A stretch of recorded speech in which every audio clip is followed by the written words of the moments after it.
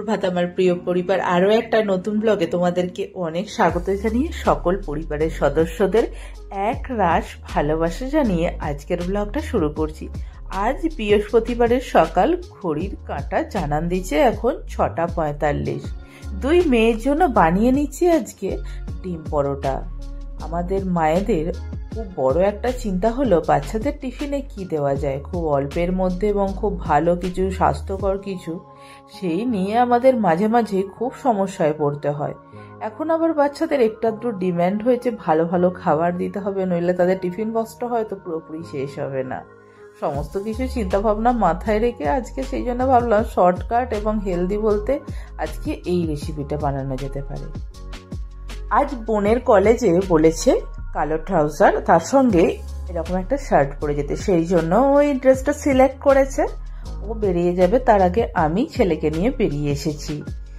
আগে আদর করে নিচ্ছি, অনেকক্ষণ আর দেখতে পাবো না যে কতক্ষণ পরে আবার বাড়িতে আসবে। এখন যাচ্ছি, তবে ওয়েদারটা ভালো না থাকার জন্য কন্টিনিউ বৃষ্টি হচ্ছে, রাস্তাঘাটের অবস্থা ততটাই বেহাল হয়ে রয়েছে। আর যেটা সব থেকে বেশি উপদ্রব তৈরি করেছে সেটা হলো মাছি।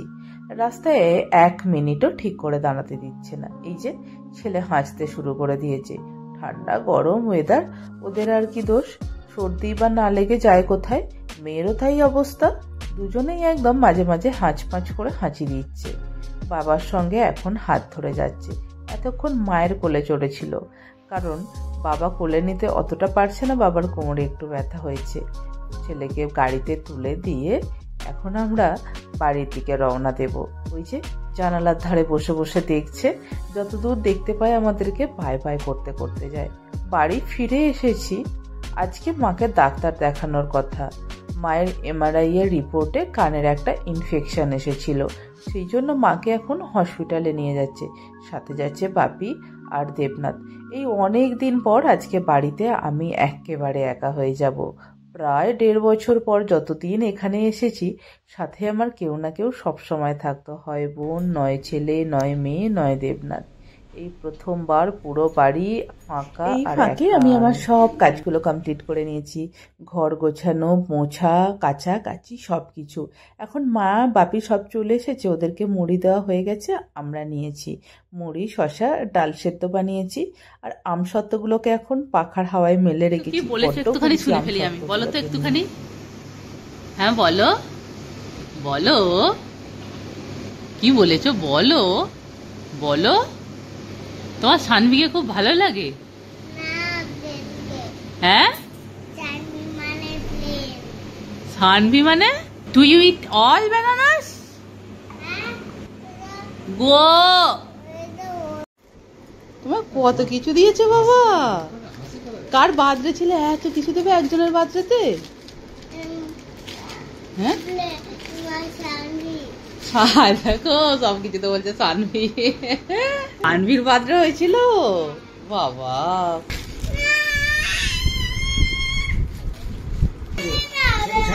ভেঙে যাবে ভেঙে যাবে ভেঙে যাবে।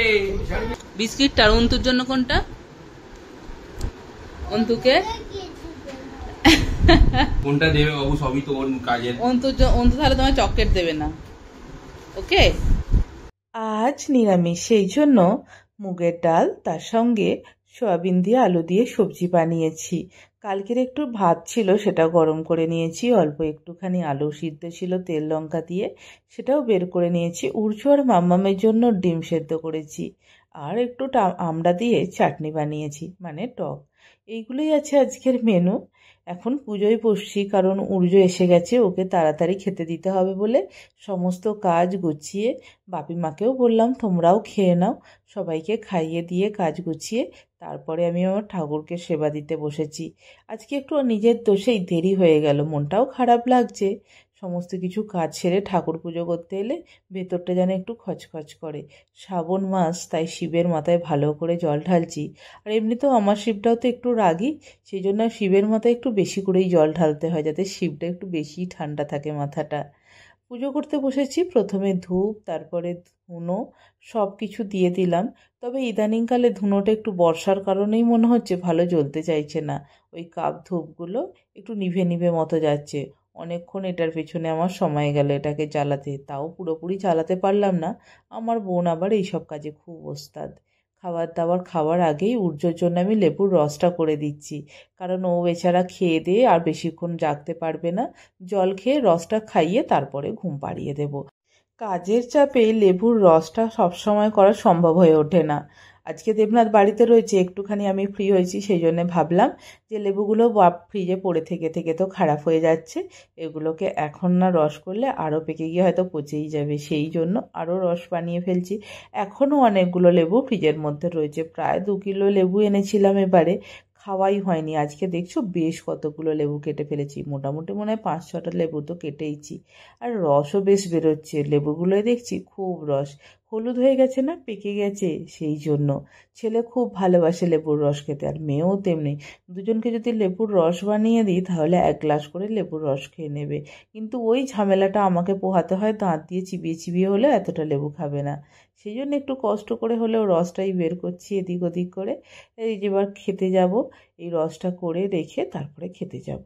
এই ফাঁকে কিছু কথা বলি চলো।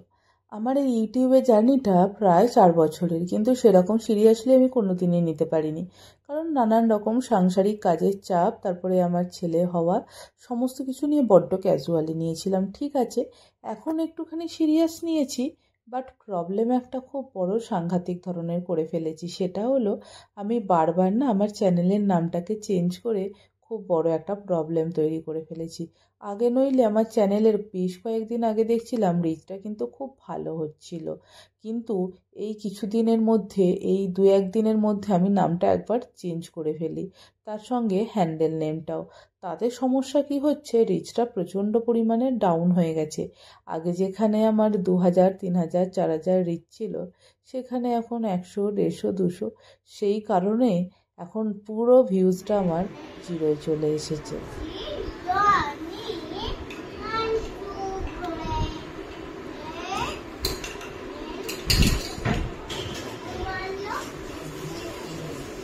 তবে হ্যাঁ, যারা নতুন ইউটিউবার রয়েছে ওই তোরা তো শুনিস তো নামটাকে আর ভুলেও চেঞ্জ করো না। তোমার চ্যানেলে তুমি যা নাম দিয়েছো সেটাই রেখে দাও, অসুবিধে কিছু নেই। তবে হ্যাঁ, দেবার আগে বা রাখবার আগে একবার নয় 100 বার ভেবে একটা মনের মতো নাম রাখো।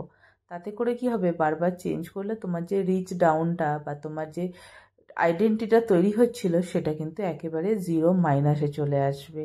সো এই ভুলটা প্লিজ কেউ করো না, এটা আমি করে সাংঘাতিক। সন্ধেবেলায় একজনকে নিয়ে পড়তে বসিয়েছি, আর একজন সে পড়াশোনার নামে এদিক ওদিক থেকে পড়তে থাকে। তার কাছ থেকে পড়া পড়লে ভালো হয় আর কি। চারিদিকে দাগ টেনে, চারিদিকের বইপত্র ছিঁড়ে, স্লেট ফেলে এইসব করে তার পড়াশোনা হয়। এখন বাবার কোলে শুয়ে আদর খাওয়া হচ্ছে, পড়ার মাঝখানে মাঝখানে তার এটা হচ্ছে অক্সিজেন, বাবার কাছে একটু, মায়ের কাছে একটু আদর খাওয়া। সমস্ত কাজ ওই দিকের কমপ্লিট করে এবার খাবার দাবার জোগাড় করতে হবে, কালকে আবার ছেলে মেয়েগুলোকে তো স্কুলেও পাঠাতে হবে। ছোলার ডাল সেদ্ধ করে রেখেছিলাম, কি দুবেলায় রান্না করব মাঝে মাঝে বুঝে উঠতে পারি না। সেই জন্য এই ডাল কড়াই এগুলো রাত্রের দিকে করবার চেষ্টা করি। একটুখানি হিং দিয়ে দিলাম, আর একটুখানি জিরে আর শুকনো লঙ্কা ফোড়ন দিয়ে ছোলার ডালটা বানাবো।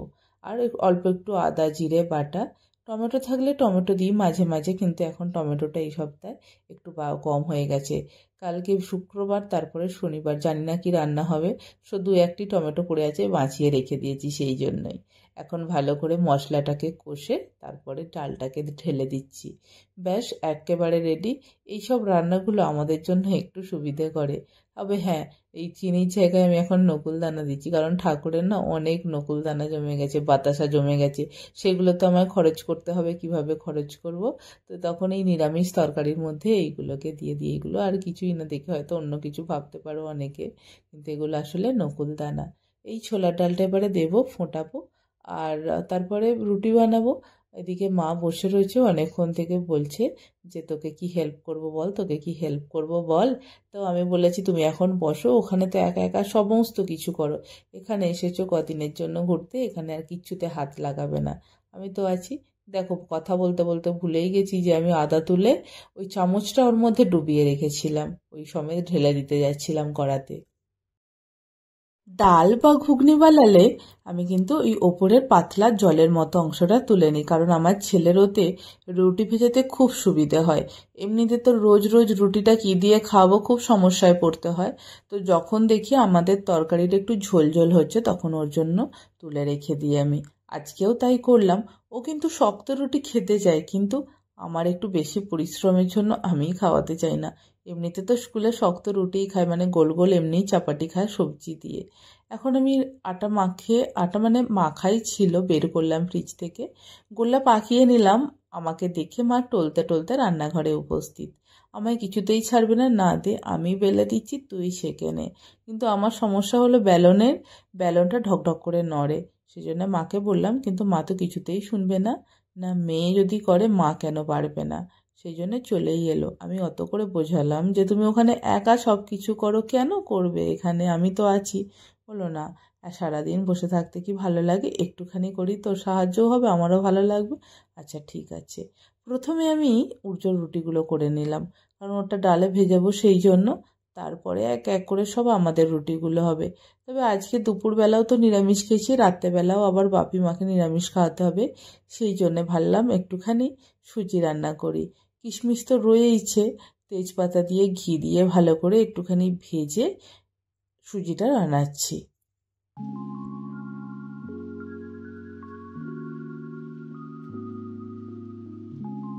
এই যে এখানে মা মেয়েতে মিলে কথা বলতে বলতে গল্প করতে করতে গোল গোল ফুলো ফুলো রুটি বানাচ্ছি। আর অন্যদিকে আমার সুজি কমপ্লিট ফর ইট। এবারে চলো খাবার দাবার সারবো। তবে দেবনাথবাবু একটা সারপ্রাইজ গিফট এনেছে আমার জন্য। এখন সবাইকে সারপ্রাইজ দিয়েছে দেবনাথবাবু, মানে দিচ্ছে, ভুল বললাম, বাপিকে দিবে, আমাকে দিচ্ছে, ব্যাপারই আলাদাই। দেখো নিয়ে বসে পড়েছি।